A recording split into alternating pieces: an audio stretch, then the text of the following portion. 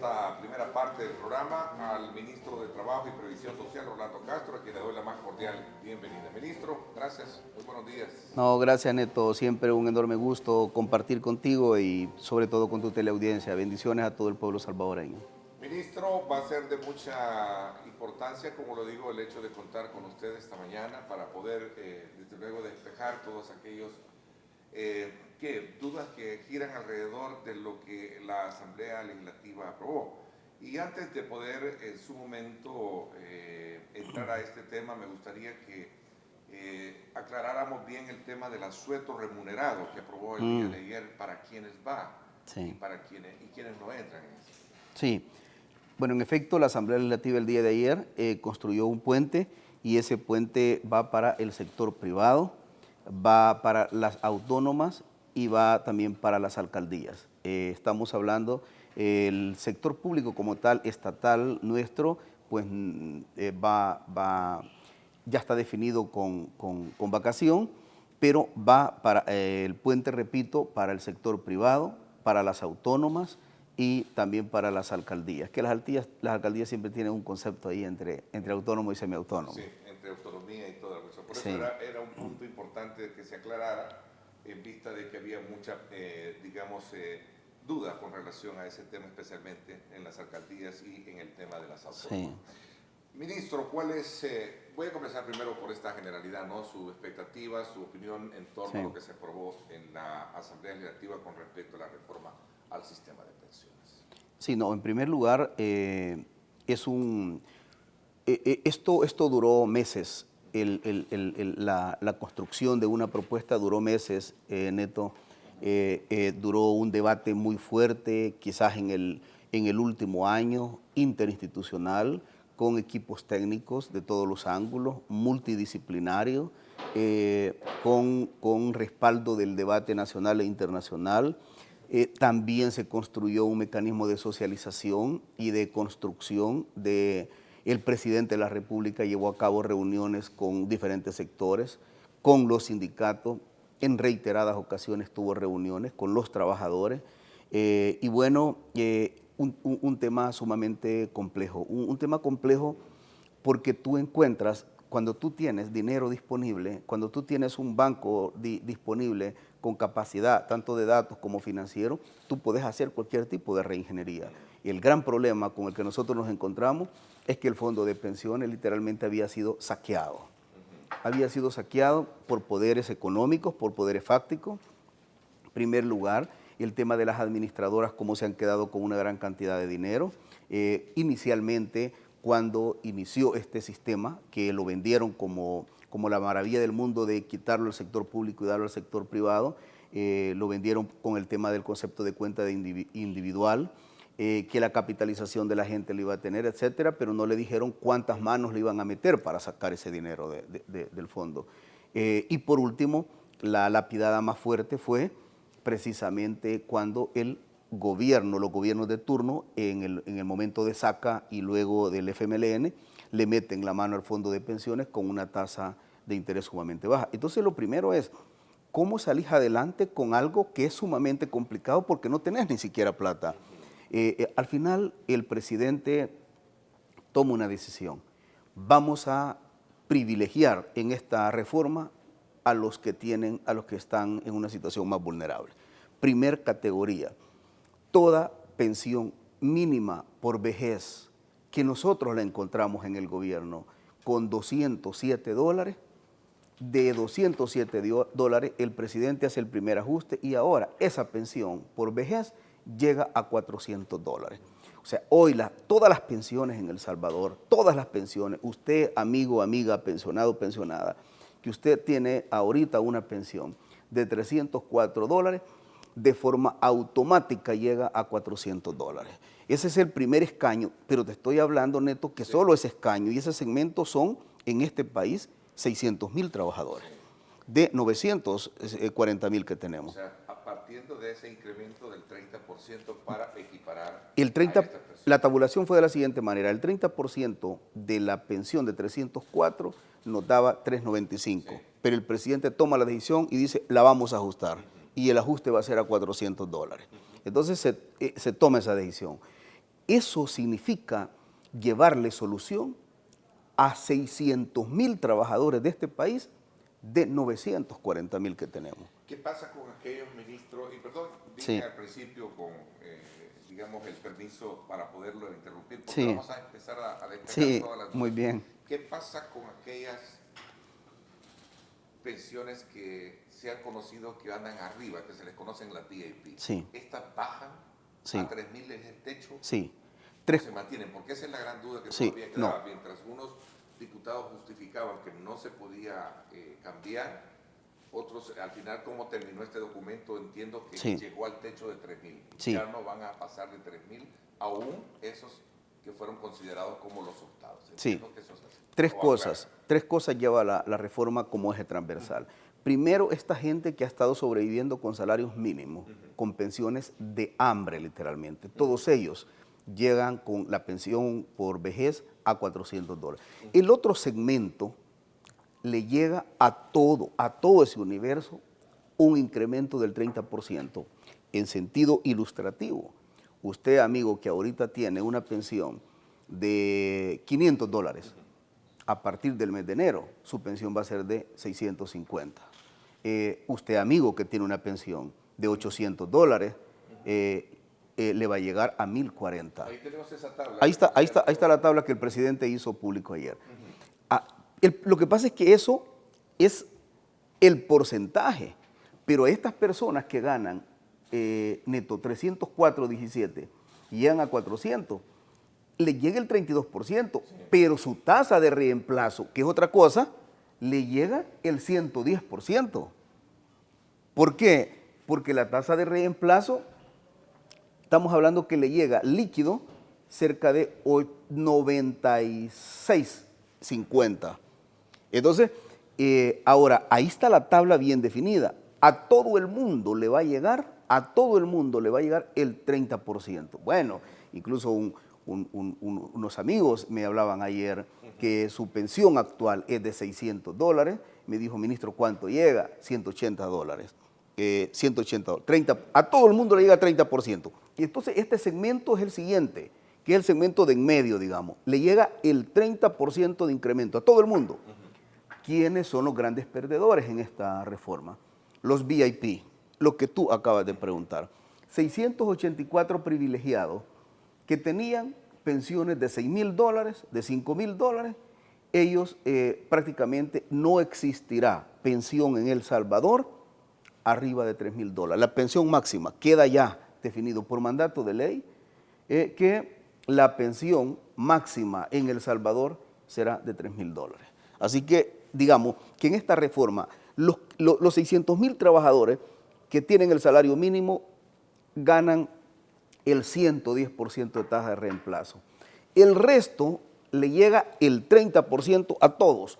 Y los únicos perdedores en esta reforma son estos 684 privilegiados que ya en el mes de enero no les va a llegar los $6,000 que les ha estado llegando habitualmente, sino que les va a llegar $3,000. ¿Qué pasa con los que optaron porque se cerró o se prohibió o se limitó? Ya no existe el tema del retiro del 25%.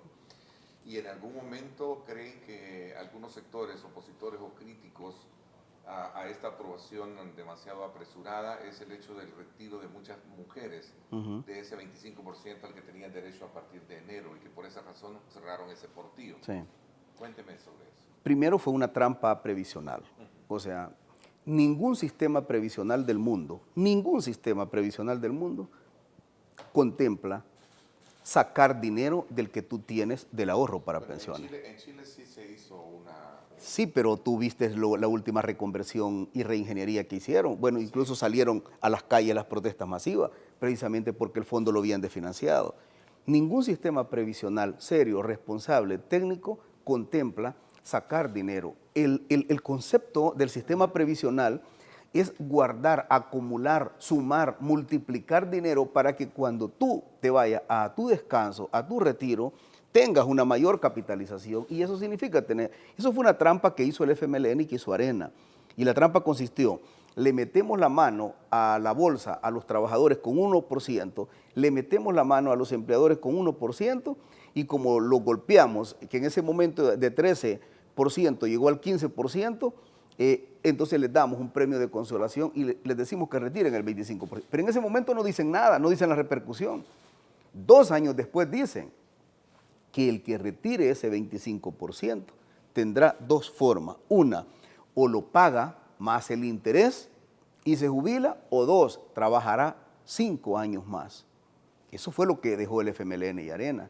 O sea, primero construyen una trampa jugando con la necesidad de nuestro pueblo, porque hay que decir, si el tema es de necesidad, Neto, el tema es que la gente necesita dinero. Entonces le dicen, ahí tenés el 25% para que lo retire, lo retira, pero después le dicen que con ese retiro va a tener 5 años más para trabajar. Eso se eliminó. Se elimina contundentemente y las personas se podrán jubilar sin necesidad del mayor tiempo posible. Ok, ahora, pero este 30% no va a tener derecho a ese retiro, pero sí el fondo que le queda a ese derecho del 30%. Primero, ¿esa es la duda? Sí, primero no va a trabajar un año más, se va.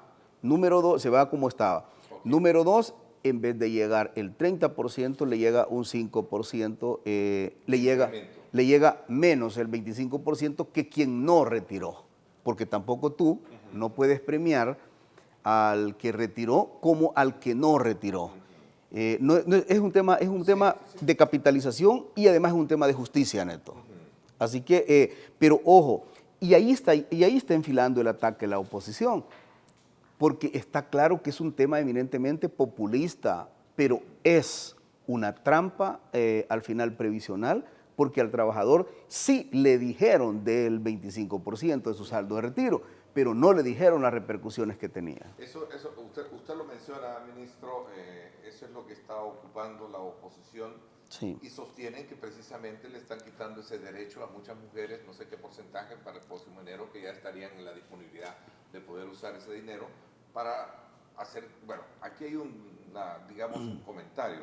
Si lo va a ocupar para invertirlo, a lo mejor sea bueno, pero si lo va a ocupar para, ¿qué? Un gasto corriente o un gasto de deuda o comprarse o viajar o comprar vehículos, creo que no es. El Salvador ha sido un país que nos prepararon solo por consumismo, puro consumismo, y de repente tú lo que haces, bueno, y es que hay una cosa, la gente y un poco la persona ve el día a diario.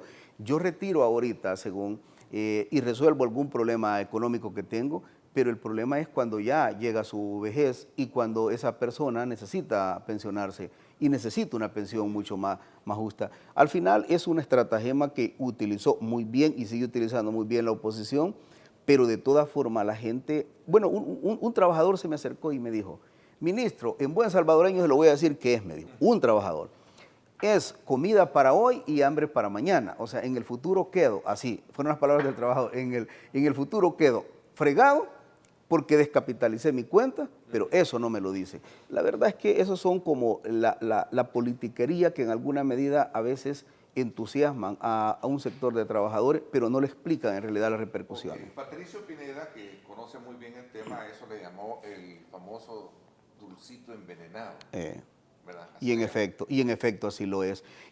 Todas las personas mínimamente conocedoras de un sistema previsional jamás ni nunca hacen una propuesta de descapitalización tu cuenta. Okay. Es más al contrario. Bueno, en Europa y en otras partes del mundo te dice, Neto, tú te descuenta esto en base a retención legal, pero queda abierto que si tú puedes llegar a depositar $10 más, al contrario, vos vas capitalizando, Neto, y en alguna medida vas teniendo una pensión. Bueno, es más, y esto quiero dejarlo claro, hoy en este sistema sí queda, Neto. Tú puedes ir. Opcional, es opcional. Es opcional. Tú puedes ir y decís, yo deposito $10 más. Ah, pero tengo un problema, dice Neto. Yo voy y doy $10 adicional más y pido mi recibo. Y dice, pero entonces me descapitalizo yo de mi presupuesto. No te descapitalizas, porque esos $10, $20, lo que tú vayas a depositar a tu cuenta adicional, tú lo presentas en la declaración de impuestos sobre la renta y ahí queda eximido de responsabilidad. O sea que al final es el Estado el que deja de percibir, es el gobierno el que deja de percibir. O sea, tú hoy puedes decir, yo voy a ir a dejar $10 más de lo que a mí me descuentan, y tú pides el recibo. Con ese recibo te vas a Hacienda cuando hace la declaración del impuesto y queda prácticamente eximido de responsabilidad. Okay. Ministro, ¿qué piensa alrededor de ese tema en particular? ¿Qué piensa de esta declaración que diera la diputada del partido Vamos, Claudia Ortiz, que por cierto va a estar con nosotros en la segunda parte del programa, porque tratamos la manera en este canal, desde luego conocer los diferentes ángulos de la moneda. Vamos a ver, las mujeres que iban a poder sacar su anticipo en enero ya no podrán, pero el gobierno sí que podrá ocupar ese dinero. ¿Va a poder ocuparlo el dinero el gobierno? Dos cosas, el costo de la ignorancia a veces es un precio muy alto que se paga, pero otra cosa, yo no creo que sea por cuestión de ignorancia, porque ahí está la reforma. Es un tema eminentemente de politiquería, de oposición por ser oposición. No es cierto su planteamiento. Bueno, ayer yo estando en la plenaria escuché a la diputada y escuché también a la diputada del FMLN, Neto, es indescriptible estar viendo el rostro a la gente del FMLN y a la gente de Arena hablando del sistema previsional cuando ellos gobernaron este país 30 años. Y lo único que podemos decir bajo el marco previsional es que tuvieron con pensiones de hambre al pueblo salvadoreño y tuvieron un grupo de privilegiados dándoles pensiones VIP. No, la verdad, descartado totalmente. Eso es un concepto eminentemente de politiquería y que no tiene una responsabilidad técnica su planteamiento. Hay un dicho, un refrán o no sé, una versión popular que utilizan muchísimo en los Estados Unidos, no free lunch, no hay almuerzo gratis. La estructura de todo esto está basada en que los patrones van a pagar 1% más. Sí. El empleado pagará lo mismo. Lo mismo. No hay una variable. Las AFP recibirán menos. Sí. Y aquí hay otro punto elemental que dicen algunos que cuestionan cómo quedó esta ley, que al final de cuentas quienes se están beneficiando es, en este caso, con un porcentaje un poquito más alto a las AFP en cuanto a la comisión. El otro aspecto es de la rentabilidad del ahorro que va a subir, estamos de acuerdo, pero en el caso de las AFP recibirán, según lo plantean, va a recibir aparentemente menos, pero van a recibir un poquito más del porcentaje de comisión. El negocio de las AFP... Y Arena, por cierto, dio sus votos en esto, que es otro de las... Ayer lo conversaba con el presidente de la Asamblea, de que... Sí. No, lo que pasa es que, mira, yo por ejemplo estuve en un debate de la comisión que me citaron a la comisión ad hoc, y ahí estaba el doctor Portillo Cuadra, y el doctor Portillo Cuadra dijo claramente que llevar a 600,000 trabajadores con $400 de pensión mínima, de pensión de miseria, y llevarlo a $400 e incrementarle a todo el mundo un 30%, dijo, pues la verdad incluso estoy sorprendido. Entonces, es que, la misma oposición ayer decía, es que llevar a $400 y llevar un incremento a todo el mundo del 30%, o sea, lo aplauden.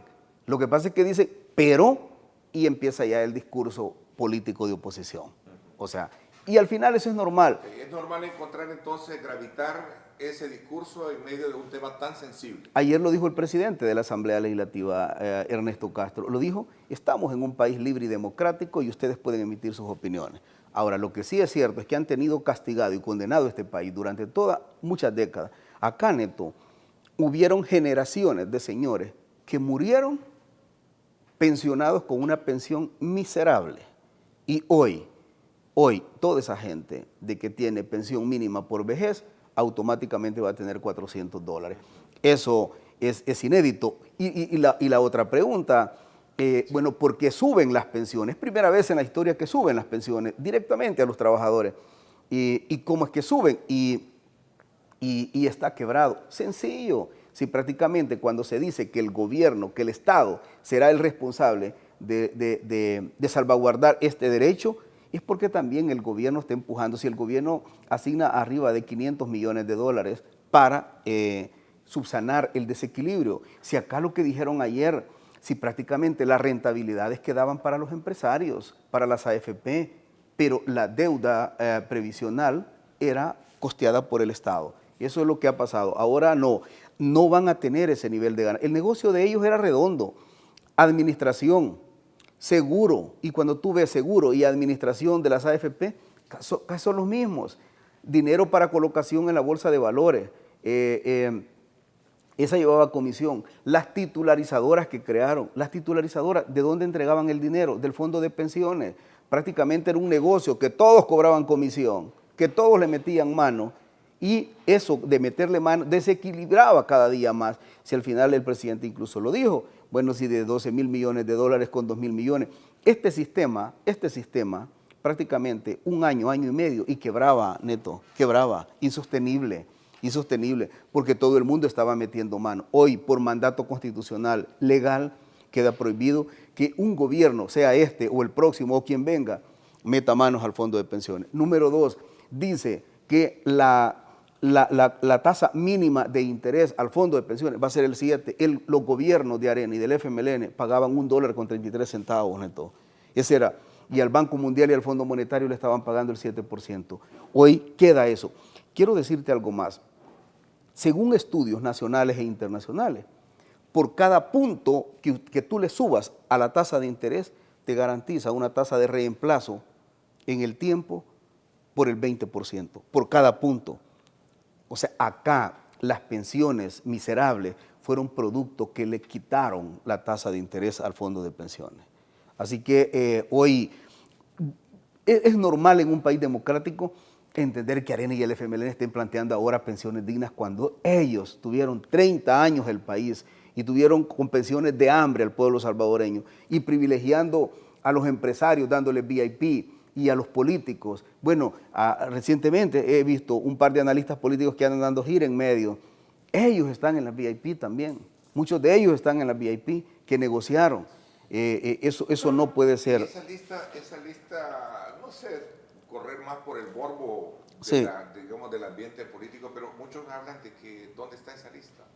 No, la lista es oficial, la lista es oficial. Yo le decía a la Asamblea Legislativa que deberían de quitar, porque hay una penalidad de tipo legal, que si un momento dado, como eso está declarado reservado, tú darlo a conocer en público puedes tener una repercusión. Yo, como estoy un poco acostumbrado a estas cosas, yo creo que sí, fuera interesante publicar la lista para que les dé vergüenza, Neto. Allá hay empresarios, Neto, dueños de aviones privados, o sea, con pensiones de $6.000. Ahí está una gran cantidad de compadres políticos de los partidos Arena y el FMLN que negociaron las VIP. Yo creo que por transparencia al pueblo salvadoreño, la Asamblea debería de sacar un transitorio por lo menos, eximir de responsabilidad penal esto y hacer público esa lista para que les dé vergüenza, que vean cómo los mismos de siempre han estado succionando el fondo de pensiones. Bueno, uno se queda y dice, esta gente en su vida laboral exprimió el Estado. Y ahora que ya no es su vida laboral, sino que es su vida de descanso, que ya no es su vida productiva, también siguen ordeñando el Estado. Esa lista, yo creo que, y eso sería lo más genial, que la Asamblea Legislativa saque un transitorio y diga, mire, vamos a exonerar de responsabilidad legal y penal este tema y vamos a hacer público, por ser de interés público, esto debería de darse a conocer la lista. Ministro, algunos críticos de la aprobación consideran que esto ha sido demasiado apresurado. ¿Considera que el tiempo fue suficiente para escuchar los diferentes argumentos y planteamientos? El presidente de la República escuchó a todos los sectores de la sociedad y después, que incluso fueron televisados, y después de escuchar a todos ellos, la Asamblea Legislativa también llegó mucha gente, llegaron organizaciones sindicales a dar su punto de vista y fueron escuchados. Nosotros en el gobierno sí se sentía bastante la presión que el tema de la reforma de pensiones tenía que hacerse. Y era un tema, Neto, que a cualquier entrevista que nosotros viniéramos siempre la pregunta era, ¿cuándo saldrá la reforma? ¿Cuándo saldrá la reforma? La verdad es que yo creo que sí hubo un tiempo sumamente prudente para llevar a cabo esto y no ha sido una cosa a la carrera que se ha hecho. A ver, voy a hacer una pausa comercial. Bien, gracias nuevamente por estar con nosotros. Continuamos conversando con el ministro de Trabajo, Rolando Castro, y estamos hablando acerca de estos datos claves de la reforma de pensiones que aprobó la Asamblea Legislativa procurando despejar todas aquellas dudas que desde la perspectiva oficial tienen respuestas. Y sobre todo también porque concurren una serie de inquietudes que, de acuerdo a las críticas o a la oposición misma, representa un estado de aprobación de una ley demasiado apresurado, como lo sostienen ellos, y con algunos aspectos elementales que no cambian el fondo y sobre todo la garantía de ser sustentable en el tiempo. Este es otro elemento antes de llegar al tema de los sindicatos. Sí, no, se corrieron prácticamente todos los escenarios. O sea, esto no es una cosa antojadiza, se corrieron muchos escenarios. Es más, antes de presentar esta habían 5 o 6 escenarios distintos, pero casi siempre el enfoque previsional en El Salvador era un poco regresivo, que en alguna medida siempre ayudara a los que han estado privilegiados. Y un tema que el presidente siempre lo tuvo en mente, y yo quiero reconocer públicamente esto por estar bastante cerca del presidente en este tema, es que el presidente siempre planteó que la distribución del tema previsional debía llevar un enfoque de justicia social, y eso significaba llevarlo a los sectores más necesitados. Por eso es que me atrevo a decir, voy a revisarlo este día con mi equipo, pero me atrevo a decir que una tasa de reemplazo de la pensión mínima por vejez solo la tenemos en El Salvador, de todo el mundo entero, con arriba del 100%. La pensión mínima en todas partes del mundo, bueno, hacíamos un análisis de Costa Rica, incluso que Costa Rica siempre ha estado más arriba. La tasa de reemplazo de Costa Rica es del 40%, es del 40%. Y estamos hablando de países que en alguna medida han estado un poco más arriba de los estándares nuestros en todos los aspectos, incluyendo el tema previsional. Seremos el primer país de la historia a nivel del mundo que cuenta con una tasa de reemplazo a la pensión mínima por vejez del 110%. O sea, algo que no existe. ¿Y por qué es que se definió? Se corrieron escenarios de sostenibilidad, pero también se corrieron escenarios de justicia. Neto, una persona que hoy tiene una VIP de $6,000, se la gasta en una cena porque no tiene necesidad. Son gentes millonarias, son gentes con dinero. Pero una persona que tiene una pensión mínima es para aguantar del 1 al 30 de cada mes. Estamos hablando de subsistencia personal, él y su núcleo familiar. Por eso es que se dijo, pues a ellos no les vamos a llegar. Solo hay que ponerle atención en esto, que la gente no le ha puesto mucho. Ahorita ganan $365 una persona. Esa persona, como lo dijo el presidente de la Asamblea ayer, esa persona tiene que ir a trabajar todos los días, esa persona tiene que gastar en transporte, esa persona tiene que hacer un esfuerzo físico. Hoy, con la pensión, va a tener $400 en su casa. Es más rentable estar pensionado hoy que estar trabajando. Antes era todo lo contrario, había que trabajar para sobrevivir. Mire, aquí tengo una pregunta, Ernesto, pregúntele al ministro, con mucho respeto, que él mencionara cuál será el beneficio para las nuevas pensiones, porque él solo habla de las pensiones que ya existen. Es que no, el sistema, la reforma va para los ya pensionados y para quienes se van a pensionar. O sea, estamos hablando que ahorita, en este momento, una persona está trabajando, pero ya cubre su tiempo de pensión. En el mes de enero se va pensionado, y en el mes de enero entra en vigencia la reforma, ya va para él ese 30%. Ya va ese 30%. Okay. Ministro, usted viene del sector sindical, ¿no? Pareciera ser que esta aprobación ha dividido.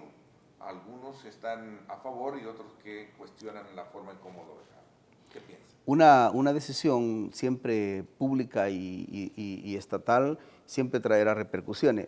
No logro ver dentro del mapa sindical, Neto, y te lo está diciendo no un ministro que llega a conocer el tema de los sindicatos hoy siendo ministro, sino un sindicalista de toda una vida te lo está diciendo.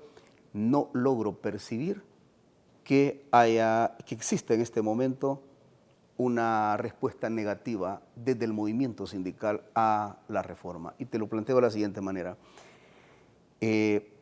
la unidad sindical representa el 95% de todo el movimiento sindical de este país.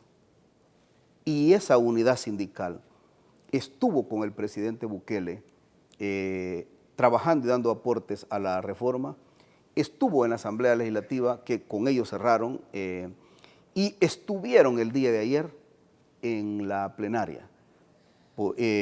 Yo a los únicos que he visto salir en contra de la reforma, 2 sindicatos del sector magisterio. Dos, que por cierto, yo ya me reuní con ellos y ya les expliqué y cómo va la reforma, porque también a veces hay mucha confusión. La oposición miente, Neto, y trata de confundir a la gente, y este es un tema sensible. Yo ya me reuní con ellos y me voy a seguir reuniendo con los sindicatos a fin de garantizar y explicar todo. Te voy a decir una cosa. ¿Cómo va a estar representado el instituto ahora? El instituto va a estar representado por el gobierno, por el sector patronal y por el sector laboral. ¿Quiénes van a estar representando ahí?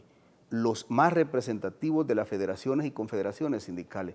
Solo con eso es un avance histórico del movimiento sindical, porque el movimiento sindical, los trabajadores, los dueños del dinero, no sabían qué hacían las AFP con ese dinero, ni eran tomados en cuenta. Hoy el ente rector en materia previsional en El Salvador va a ser el instituto, y ahí van a estar representados ellos. La verdad es que, te digo con mucha sinceridad y con mucha transparencia, lo único que yo he visto disentir de la reforma, 2 sindicatos, de 20 sindicatos que tiene el magisterio, y eso hay que dejarlo claro. El Ministerio de Educación tiene 20 sindicatos. De 20 sindicatos, 2 sindicatos han salido diciendo que no apoyan, y con ellos 2, incluso me reuní la semana pasada, les expliqué todo y voy a seguirles explicando, porque hay mucha gente que condena la reforma sin conocerla. Si escucha a la oposición, por supuesto, escucha un montón de mentiras, pero en la reforma como tal es una reforma que a lo mejor el 100% no cubre la expectativa, pero es el gran inicio de la transformación del sistema previsional en El Salvador. Yo te digo otra cosa más que lo voy a decir en público. Yo soy ministro de Trabajo y formo parte del gobierno, pero si yo hubiera visto una reforma previsional que no garantizara los derechos genuinos de los trabajadores, aunque sea ministro de Trabajo, yo no hubiera firmado la iniciativa. No lo hubiera firmado. No puedo, por un cargo, traicionar una lucha histórica de los trabajadores. Jamás lo haría. Lo hice porque desde el primer momento conozco no solamente la voluntad política del presidente Bukele, sino el corazón que tiene el presidente Bukele. Y voy a contar una cosa, primera vez en público. Un día le dije al presidente, mira, presidente, muchos de nosotros venimos de los estratos sociales más empobrecidos de este país. Y yo hablar de conciencia social y luchar por los trabajadores y por los más vulnerables, creo que es un derecho que tengo en mi gen, porque vengo de la pobreza y tengo que ayudarle a los más necesitados. Pero el presidente Bukele no nació en el estrato que yo nací. El presidente Bukele, desde que nació en una cuna bastante fuerte económicamente. Y yo le decía que más vale el corazón de él, porque no ha vivido el tema de pobreza como nosotros lo hemos vivido, y estar identificado siempre con los más pobres. Entonces, yo es un tema de compromiso firme, más que el cargo. Yo hoy estoy, mañana no voy a estar en este cargo, seguiré apoyando y respaldando siempre al presidente Bukele por ese corazón que tiene. Hoy incluso con la pensión mínima, no creas, Neto, si internamente hubo debate fuerte, y al final el presidente se impuso y dijo, a los que ganan menos, les vamos a llevar más. Es un tema de convicción propia. De equidad. Vamos a ver. Sí. Hay otro tema medular y me lo preguntan acá, es con relación a que ahora se le quita la responsabilidad a las administradoras de pensiones de adquirir el seguro y que será financiado en este caso por el fondo. Es que lo que pasa es que, vamos a ver, las administradoras tenían un punto en concepto de administración y luego, por otro lado, había otra erogación de punto 9, casi igual al punto. 1.9 era. Uno de administración, sí, y punto 9 de seguro. De seguro. Que cuando tú revisas quiénes son los mismos. O sea, va para el mismo fondo, 1.9. Hoy ese punto 9 ya no va para las administradoras, ni para estos grupos empresariales. Hoy va para el fondo. Okay. Y hay una cosa más. Quitar la VIP, casi la mitad, tenemos un ahorro de 6.5 millones de dólares. Que ese 6.5 millones de dólares va a ir al fondo también. También hay otra cosa. Se abre la bitácora de opciones para que la diáspora pueda participar en el sistema previsional. Y otra cosa más, se abre a los independientes, a los trabajadores por cuenta propia, que también puedan ingresar. Esa es una proyección muy fuerte que llevamos. Los pensionados, dice Gabriel Martínez, los pensionados, ministro, que el INPET les paga $165, ¿les van a dar el aumento también a ellos? ¿Cómo quedan? El incremento es, y esto lo queremos dejar claro, el incremento del 30% es para todo el mundo. O sea, y eso queremos dejarlo bien claro, Neto, porque hay mucha confusión y mucho morbo en esto. Okay, sí, o sea, el incremento, vamos a ver, la pensión por vejez mínima llegará a $400. El incremento al 30% llega para todos. Para los únicos que no llega, y es que a ellos les quitamos, son a los VIP. De ahí para toda la clase trabajadora ya pensionada y para toda la clase trabajadora que se va a pensionar, absolutamente todo, va el 30% para toda la clase trabajadora. En el caso del ITFA, Todo. El caso del ITFA es un poco, ese es aparte, porque el régimen que ellos tienen es un régimen totalmente distinto y no es malo. No es malo, el régimen de ellos no es malo. Sin embargo, quienes estaban allá relegados y que no tenían absolutamente nada era esta gente. Y por eso es que hoy, y esto hay que dejarlo bien claro, el 30% de incremento va, bueno, la pensión mínima por vejez va a 400 para los ya pensionados y para quienes se van a pensionar. Y el incremento del 30% va para todos los ya pensionados y para quienes se van a pensionar. Y las VIP son las únicas que tienen un recorte y que ese recorte hoy la pensión máxima va a ser de $3,000. Ok, Rosa Cruz dice, Ernesto le puede preguntar por favor al ministro sobre cómo quedan los optados que no tenemos jubilación VIP en cuanto al financiamiento del incremento del 30%, si se hará de nuestra cuenta de ahorro, esto implica que se agotarán antes del tiempo previsto y según dicen nos darán pensión permanentemente mínima. No, vamos a ver, primero hay pensión vitalicia porque antes no existía y hoy hay pensión vitalicia. Si usted se gastaba prácticamente su saldo, automáticamente usted ya quedaba excluido. Y hay que ser claro que los niveles de medición de longevidad que en aquel momento existía fue en estas mediciones la hicieron prácticamente hace 40 años.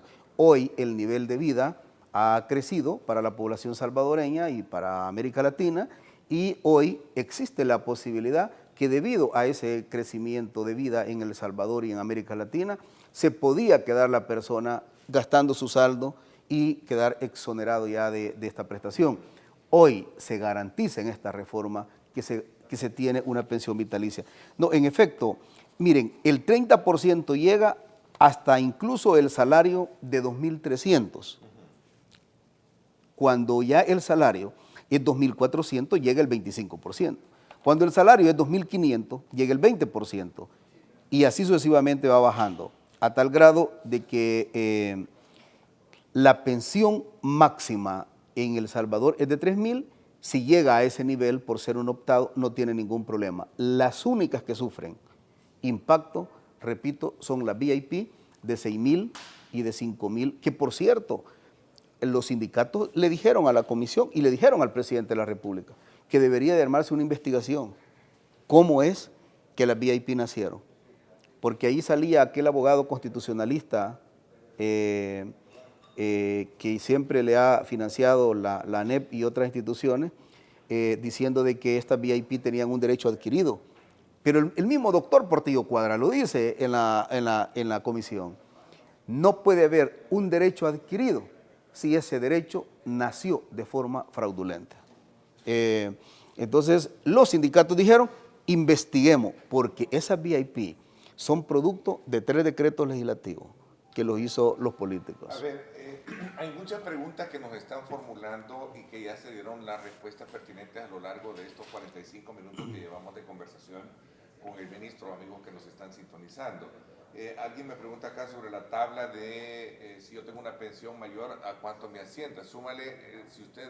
si 30%. Su pensión, el 30%, súmele. Entonces, creo que es importante tener en cuenta eso, ¿verdad? Que si usted gana 700, pues el 30%, ¿verdad? Son 207, 3 por 2, 6, sí. ¿Cuánto sería? Neto, me preguntó un periodista incluso, me decía, mi pensión es de $800, porque en la mínima no hay problema, todo llega a 400, sí, pero 800, y yo le dije, el 30% son 240. Tu pensión a partir del mes de enero ya no va a ser, si entra en vigencia en enero, ya no va a ser de $800, va a ser de 1040. 1040. Le sube el 30% a todo el mundo. Si alguien, es más, hubo otra persona que ya un poco con una pensión más fuerte me dijo, ministro, sí, ministro, yo gano 2,000, mi pensión me dijo es de $2,000, pues entonces le va a llegar $600, el 30%. Si gana $700, le va a llegar 210 de incremento. Ahí está Patricia Cabrera. Sencilla la fórmula. Debería demostrarse la tabla, ahí está. Sencilla la fórmula.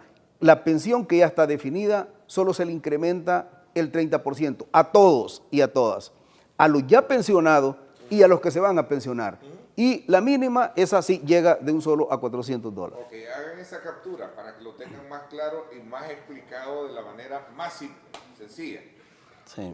Ministro, el tiempo se nos agotó, quiero agradecerle. Quizá vamos a tener más tiempo más adelante para seguir, digamos, despejando más dudas, sí, o conociendo más cómo quedaría, porque al final ya se aprobó, hay que ver ya la publicación de esto que podría darse en estos días, ¿no? Tiene que ser en estos días, tiene que entrar en vigencia, sí, lo antes posible. Solamente algo, sí, hay dos cosas. Una, por primera vez en la historia, se incrementan las pensiones a todos los trabajadores y trabajadoras, a los ya pensionados y a los que se van a pensionar.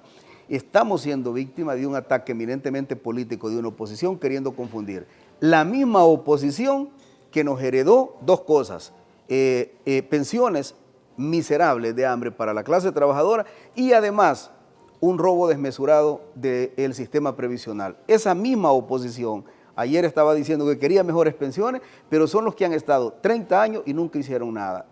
Neto, quiero recalcar que aquellas personas que tengan dudas, el Ministerio de Trabajo va a tener ventanillas abiertas para explicar. Y no solo eso, la viceministra, yo como ministro y todo mi equipo direccional nos vamos a lanzar también a explicar a los sindicatos, organizaciones, ONG, lo que quieran, a explicar la reforma como tal, porque ahorita hay un ataque, pero prácticamente llevando desinformación y no la información objetiva. Bueno, muchas gracias, Neto, y bendiciones.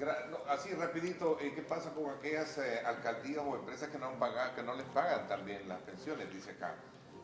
Se evita ya la mora previsional a los evasores, porque hoy va a haber planilla única. Ahorita hay dos planillas, la planilla previsional y la planilla del seguro. Los empleadores pagan la planilla del seguro y no pagan. Bueno, es más, hay más de 2,000 empleadores en este momento que a 100,000 trabajadores no les están mandando la previsión. Esas alcaldías, dice Yanni Moreno. Y es cierto, hay muchas alcaldías. Y una cosa más, Neto, que se me olvidaba, y es que ayer a las 12 de la noche finalizó, porque la ley dice que del 12 al 20 de diciembre debe estar cancelado el aguinaldo, okay, y anoche a las 12 de la noche finalizó. Hoy este día nuestros equipos andan y aquella institución, aquella alcaldía y la empresa privada que no haya cancelado el aguinaldo a los trabajadores será sancionada a partir de este día. Muchas gracias.